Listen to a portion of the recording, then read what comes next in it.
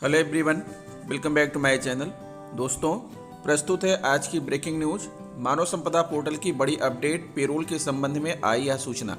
मानव संपदा पोर्टल के संबंध में सभी बीएससी बीईओ इंचार्ज प्रधानाध्यापक शिक्षक ध्यान दें। निकाय चुनाव मामले में यूपी की याचिका स्वीकार, कल सुनवाई। शिक्षक को अगले हफ्ते मिलेगा वेतन। बेसिक शिक्षा परिषद को भी शिफ्ट करने की हुई थी कोशिश। शिक्षा मित्रों ने निकाली रैली, मानदेय वृद्धि की उठाई मांग। प्राण आवंटित न कराने वाले शिक्षकों को नहीं मिलेगा वेतन। शीतकालीन अवकाश 14 जनवरी तक चलेगा। आइए देखते हैं दोस्तों खबरें विस्तार से। जी हाँ दोस्तों, आप देख पा रहे हैं खबरें विस्तार से किंग्समैन ई-हब यूट्यूब चैनल पर। मानव संपदा पोर्टल के संबंध में सभी बीएससी बीईओ इंचार्ज प्रधानाध्यापक व शिक्षक ध्यान दें। सभी बीएससी बीईओ इंचार्ज प्रधानाध्यापक शिक्षक कृपया ध्यान दें। मानव संपदा पोर्टल पर अवकाशों के आवेदन एवं स्वीकृतियों के डाटा की गहन समीक्षा के बाद विभिन्न स्तरों में निम्न विसंगतियां प्राप्त हुई हैं। इन विसंगतियों को प्रत्येक जनपद ब्लॉक में संबंधित को ईमेल के द्वारा भेजा गया है। ध्यान रहे कि आपके द्वारा किया गया प्रत्येक क्लिक मॉनिटर हो रहा है और किसी भी अपारदर्शिता एवं दोहरा मापदंड अपनाने हेतु आपकी जिम्मेदारी भी फिक्स की जाएगी। अतः आवश्यक है कि जनपद स्तर पर सभी हितधारकों को इस हेतु सचेत कर दें तथा स्वयं भी निष्पक्ष पारदर्शी तरीके से अवकाश की प्रकरण निस्तारित करें एवं अकारण विलंब की प्रवृत्ति से बचें।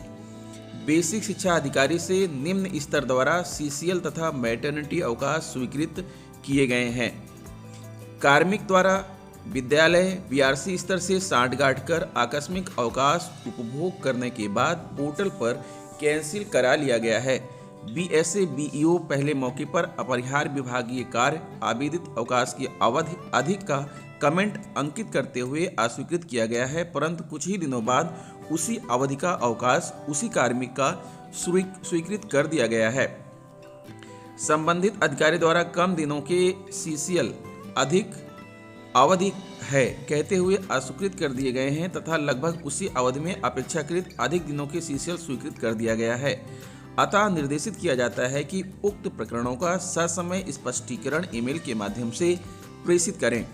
निकाय चुनाव मामले में यूपी की याचिका स्वीकार, कल सुनवाई। निकाय चुनाव मामले में यूपी की याचिका स्वीकार, कल सुनवाई। हाईकोर्ट ने रद्द कर दी थी यूपी सरकार की अधिसूचना। प्रदेश सरकार ने 5 दिसंबर को निकाय चुनाव के लिए आरक्षण की अधिसूचना जारी की थी। इसके खिलाफ हाईकोर्ट में याचिका दायर की गई। याचिका में दलील दी गई कि यूपी सरकार ने आरक्षण तय करने में सुप्रीम कोर्ट के ट्रिपल टेस्ट फार्मूले की अनदेखी की है। इस पर हाईकोर्ट ने आरक्षण की अधिसूचना रद्द कर दी थी। नई दिल्ली, विशेष संवाददाता। सुप्रीम कोर्ट शहरी स्थानीय निकाय चुनाव से संबंधित अधिसूचना रद्द करने और अन्य पिछड़ा वर्ग ओबीसी आरक्षण के बिना चुनाव कराने के इलाहाबाद उच्च न्यायालय के फैसले को चुनौती देने वाली उत्तर प्रदेश की याचिका पर बुधवार को सुनवाई करेगा। मुख्य न्यायाधीश डीवाई चंद्रचूड़ की पीठ ने राज्य सरकार की ओर से पेश सॉलिसिटर जनरल तुषार मेहता की दलीलों पर विचार किया। उन्होंने कहा था कि मामले में सुनवाई की जरूरत है। राज्य सरकार ने 27 दिसंबर के आदेश के खिलाफ दायर अपनी अपील में कहा है कि उच्च न्यायालय ने 5 दिसंबर की मसौदा अधिसूचना को रद्द कर दिया, जिसमें अनुसूचित जातियों, अनुसूचित जनजातियों और महिलाओं के अलावा ओबीसी के लिए शहरी निकाय चुनाव में सीटों के आरक्षण का प्रावधान किया गया था। सरकार ने अपील में कहा कि ओबीसी को संवैधानिक संरक्षण मिला हुआ है और उच्च न्यायालय ने मसौदा अधिसूचना रद्द करके गलत किया है। यूपी सरकार ने हाल ही में शहरी स्थानीय निकाय चुनाव में ओबीसी को आरक्षण प्रदान करने से संबंधित सभी मुद्दों पर विचार करने के लिए 5 सदस्यीय आयोग गठित किया है। समिति की अध्यक्षता जज सेवानिवृत्त राम अवतार सिंह करेंगे। उच्च न्यायालय की लखनऊ पीठ ने कहा था कि राज्य सरकार तत्काल अधिसूचना जारी करे, क्योंकि 31 जनवरी को कई नगर पालिकाओं का कार्यकाल खत्म होने जा रहा है। अदालत ने 5 दिसंबर की मसौदा अधिसूचना रद्द कर दी थी। अदालत ने राज्य निर्वाचन कार्यालय को मसौदा अधिसूचना में ओबीसी की सीटें सामान्य वर्ग को स्थानांतरित करके 31 जनवरी तक चुनाव कराने का निर्देश दिया था। शीर्ष अदालत की ओर से निर्धारित ट्रिपल टेस्ट फार्मूले का पालन किए बिना ओबीसी आरक्षण का मसौदा तैयार किए जाने को चुनौती देने वाली याचिकाओं पर उच्च न्यायालय ने यह फैसला सुनाया था। स्थानीय निकाय को संदर्भ में पिछड़ेपन का अध्ययन करने के लिए आयोग का गठन किया जाना चाहिए। शिक्षकों को अगले हफ्ते मिलेगा वेतन। लखनऊ, मानव संपदा पोर्टल का सर्वर डाउन होने के कारण इस महीने शिक्षकों का वेतन अगले हफ्ते आएगा। 6 जनवरी से वित्त व अधिकारियों को, लेखा अधिकारियों को, ट्रेजरी को वेतन भुगतान के लिए फाइल भेजनी होगी। एक हफ्ते से मानव संपदा पोर्टल काम नहीं कर रहा था, लेकिन सोमवार से इसे लाइव कर दिया गया है। अवकाश आवेदन सहित सभी काम अब हो सकेंगे। चूंकि इसी पर लगी हाजिरी के आधार पर शिक्षकों का वेतन बनता है। 4 और 5 जनवरी को वेतन के लिए ऑनलाइन फाइल एओ ऑफिस को भेजा जाना होगा। बेसिक शिक्षा परिषद को भी शिफ्ट करने की हुई थी कोशिश। प्रयागराज, पिछले साल बेसिक शिक्षा परिषद को भी लखनऊ शिफ्ट किए जाने का प्रयास हुआ था, लेकिन इसका जबरदस्त विरोध हुआ था। शिक्षा निदेशालय मिनिस्टीरियल कानूनिक संघ के प्रदेश महामंत्री प्रदीप कुमार सिंह का कहना है कि प्रयागराज जिन कार्यालयों की वजह से जाना जाता है उसमें उच्च शिक्षा निदेशालय भी शामिल है। अगर उच्च शिक्षा निदेशालय यहां से गया तो बेसिक शिक्षा परिषद एवं माध्यमिक शिक्षा निदेशालय को भी लखनऊ शिफ्ट करने में देर नहीं लगेगी। इसका विरोध होगा। मंगलवार को निदेशालय में धरना प्रदर्शन किया जाएगा।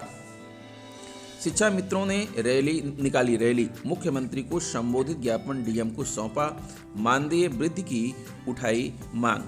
बहराइच, उत्तर प्रदेश प्राथमिक शिक्षक संघ के प्रांतीय नेतृत्व के आह्वान पर सोमवार को स्वाभिमान रैली निकाली गई।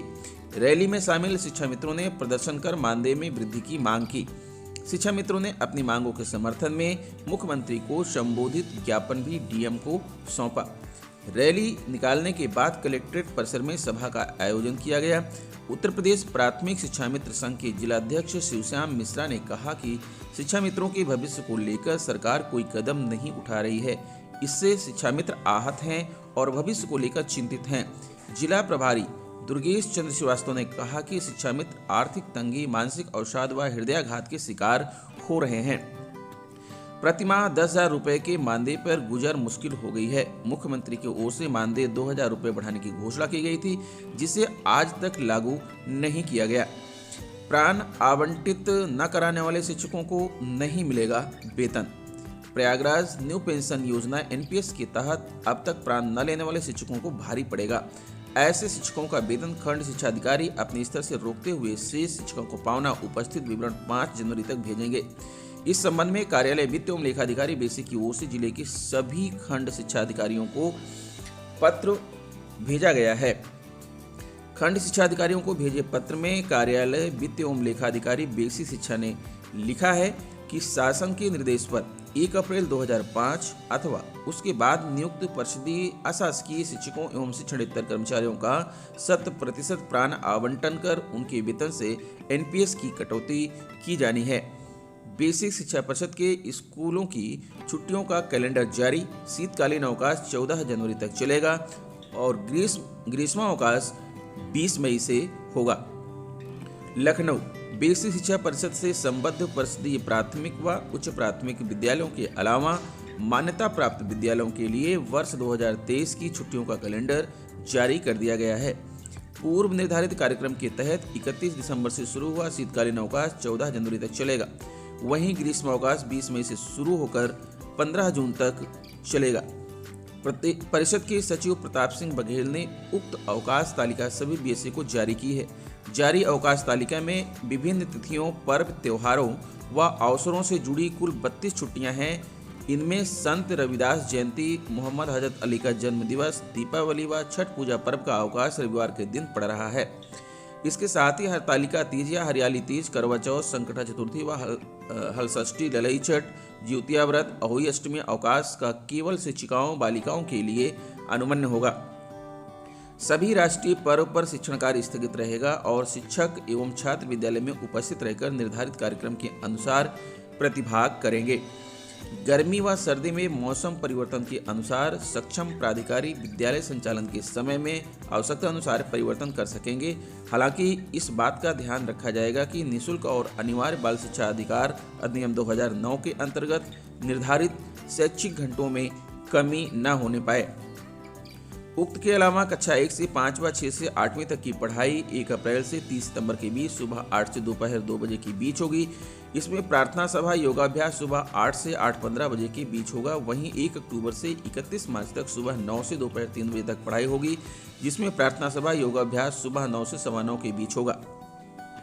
ग्रीष्मकाल में मध्यावकाश सुबह 10:30 से 11 बजे के बीच और शीतकाल में दोपहर 12 से 12:30 बजे के बीच होगा।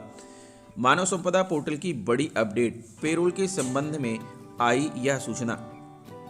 मानव संपदा पर लॉगिन प्रारंभ हो गया है। अवकाश आवेदन सहित समस्त कार्य अब किए जा सकते हैं, लेकिन पेरोल के लिए विद्यालयों से अटेंडेंस लॉक करना शेष था, जिन्हें आज दोपहर 12 बजे से रात 10 बजे तक अटेंडेंस लॉक करना होगा।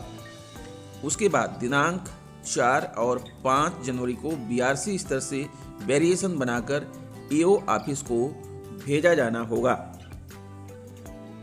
दिनांक 6 जनवरी से वित्त लेखाधिकारी स्तर से ट्रांजैक्शन फाइल जनरेट कर ट्रेजरी को भुगतान हेतु भेजी जा सकेगी। शिक्षकों का छलका दर्द, सांसदों और विधायकों को पेंशन, तो फिर उनके साथ सौतेला व्यवहार क्यों?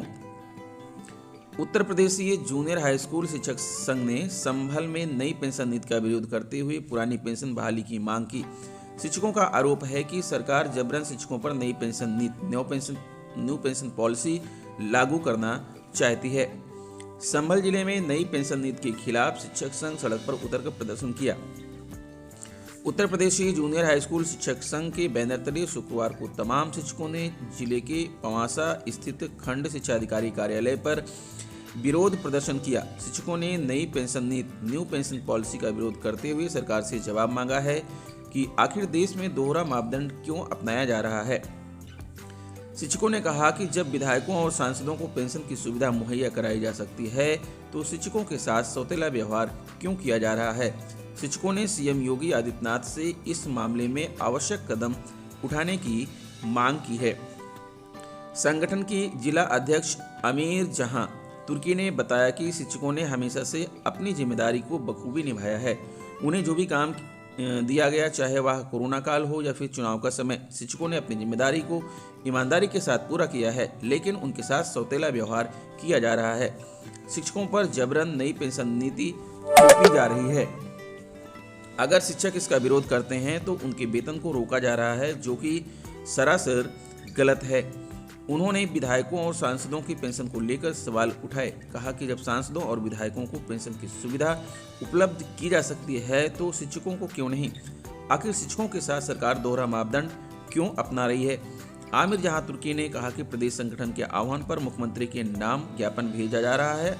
अगर आने वाली 18 जनवरी तक उनकी समस्या का समाधान नहीं होता तो जिला मुख्यालय पर आंदोलन किया जाएगा, और फिर भी हमारी बात को नहीं सुना गया तो प्रदेश स्तर पर नई योजना बनेगी और आगे की रणनीति तैयार की जाएगी। तो दोस्तों, ये रहा आज का ब्रेकिंग न्यूज। आशा करता हूँ वीडियो आपको अच्छी लगी होगी। अगर वीडियो अच्छी लगी तो प्लीज़ हमारे चैनल को सब्सक्राइब करते हुए बेल आइकन को प्रेस कर दीजिएगा।